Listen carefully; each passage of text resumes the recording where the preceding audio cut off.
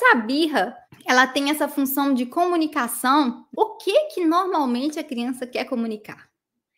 O que essa criança quer comunicar através da birra? A criança ela pode comunicar dezenas de coisas através de um choro, através de uma birra.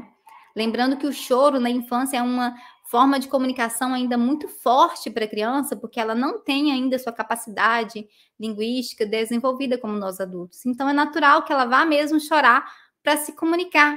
E o que normalmente ela tenta se comunicar? Olha, o desejo de autonomia e independência é uma forma de comunicação muito forte por meio das birras.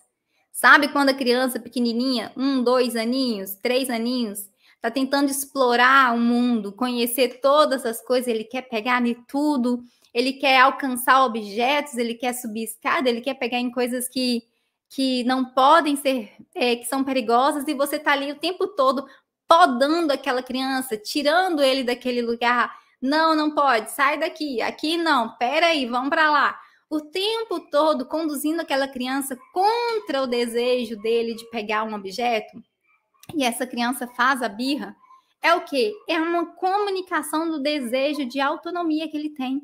Ele tem um desejo de ser independente, um desejo de manipular as coisas, de conhecer os espaços da casa, né? De explorar todo esse mundo enorme. E quando isso não acontece, quando nós não proporcionamos isso para os nossos filhos, né? Por algum motivo, essa criança faz uma birra. Mas o que ele está comunicando? Ele está comunicando um desejo de autonomia, um desejo de independência. E a gente precisa entender isso. Outra questão também que a birra comunica com muita frequência é a frustração da criança não ter o que deseja. A criança, principalmente ali na infância, ela passa pelo processo do egocentrismo, de considerar que tudo é dela, que tudo é meu, que tudo é por mim, que tudo é por meio dela. Então, essa criança, ela tem esse momento mesmo do egocentrismo, e é natural na infância. Então, é algo saudável até que realmente aconteça, e que ela precisa passar por esse processo de aprendizado.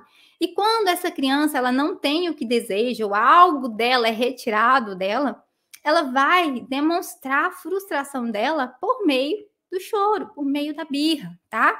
Então, a frustração também é uma forma de comunicação, que muitas vezes é demonstrada por meio da birra, por meio do choro, tá? Outras questões que a gente pode pontuar aqui, que a birra também comunica, são as questões de necessidades emocionais não atendidas.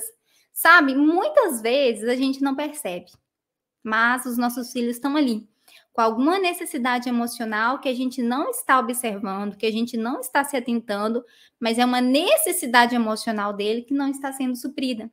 Talvez a criança está com saudade da mãe e faz birra. Talvez a criança está com saudade do pai e faz birra. Aqui em casa eu lembro que a Liz Maria ela fazia birra mais ou menos no mesmo horário, que era por volta das 4 horas da tarde. Ela ficava com a babá e ela sempre relatava um episódio de birra. Mas era sempre o momento que eu já estava prestes a chegar em casa, ela já tinha relacionado mais ou menos aquele momento da minha chegada.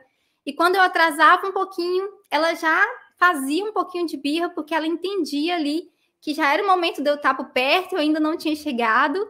E aquele momento da birra dela era para expressar um sentimento de saudade, um sentimento de que eu ainda não estava por perto. Então, a birra também pode comunicar necessidades emocionais que muitas vezes nós não estamos presentes para observar nos nossos filhos. Talvez a criança, ela tenha assim, uma necessidade de se sentir mais amada, de se sentir mais vista, de se sentir mais importante. Talvez a criança, ela está se sentindo ignorada pelos pais. Quantas situações que eu aposto que você talvez já passou por essa, de você talvez estar mexendo no telefone e a sua criança pequena por perto fazendo uma birra. Porque a criança, de alguma forma, ela se sentiu ignorada por você.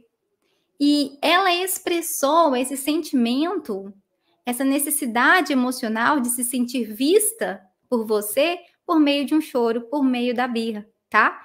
Então, tudo isso pode acontecer, pode ser um meio da criança falar para você o quanto ela está precisando da sua atenção. Então, aquela história de, essa criança faz birra para chamar a atenção, sim, A criança faz birra para chamar atenção, mas não para chamar atenção de uma forma negativa, mas para chamar a sua atenção porque ela realmente precisa de se sentir amada, de se sentir vista, de se sentir acolhida por você, mãe. Então, a criança, sim, ela pode fazer birra para demonstrar essas necessidades emocionais não atendidas. Também necessidades físicas, de fome, sono, de cansaço. Às vezes a criança passou por um dia muito estressante, super estimulante.